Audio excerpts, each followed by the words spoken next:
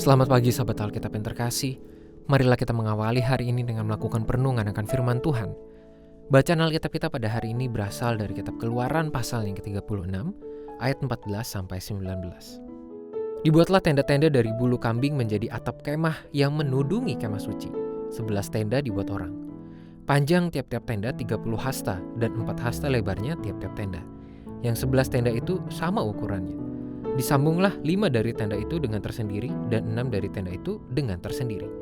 Dibuatlah 50 sosok pada rangkapan yang pertama di tepi satu tenda yang di ujung, dan dibuat 50 sosok di tepi satu tenda pada rangkapan yang kedua. Dibuat oranglah 50 kaitan tembaga untuk menyambung tenda-tenda kemah itu sehingga menjadi satu. Juga dibuatlah untuk kemah itu tudung dari kulit domba jantan yang diwarnai merah, dan tudung dari kulit lumba-lumba di atasnya lagi.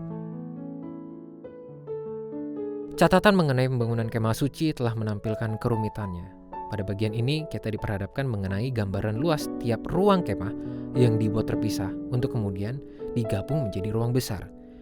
Hal ini tentu menjadi begitu efisien, mengingat kemah suci adalah bangunan tempat ibadah yang dimaksudkan untuk dibongkar pasang menyesuaikan lokasi yang dituju oleh orang Israel dalam pimpinan Tuhan.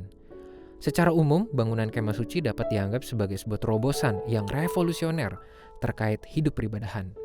Kemah suci menjadi tempat ibadah dengan rancang bangun yang menampilkan aspek efisiensi, sembari tetap mengutamakan kualitas efektivitas penggunaannya dalam memfasilitasi kebutuhan peribadahan umat Tuhan. Kita sudah mengetahui dengan pasti bahwa segala panduan dasar mengenai pembuatan kemah suci diberikan oleh Tuhan melalui Musa bagi orang Israel.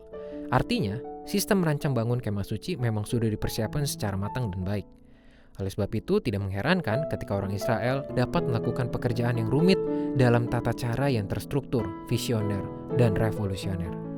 Berdasarkan keunikan dari catatan proses pembuatan inilah, kita mendapati bagaimana Tuhan menuntun orang Israel untuk menciptakan sebuah rangkaian bangunan yang tepat guna. Tuhan tidak mengarahkan orang Israel untuk menciptakan sesuatu yang sangat megah dan rumit, namun tidak efisien untuk kondisi hidup orang Israel yang masih berstatus sebagai bangsa nomaden. Mungkin saja mereka dapat membangun komplek bangunan yang jauh lebih megah dan jauh lebih rumit dari yang telah mereka kerjakan.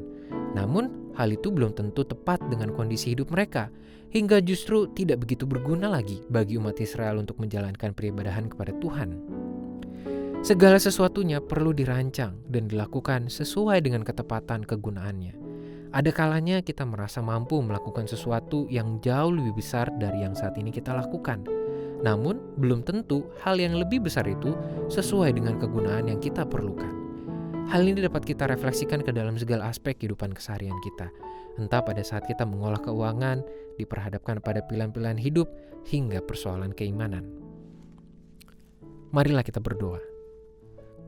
Tuhan, kami berterima kasih untuk firman-Mu yang mengajarkan kami tentang pentingnya melakukan segala sesuatu dengan tepat guna.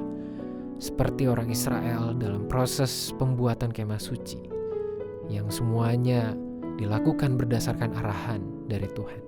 Tolonglah kami juga untuk menjalani kehidupan kami tepat guna, sesuai dan berdasarkan kebenaran firman-Mu.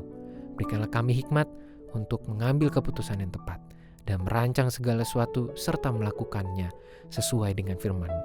Hanya di dalam nama Tuhan Yesus Kristus kami berdoa. Amin.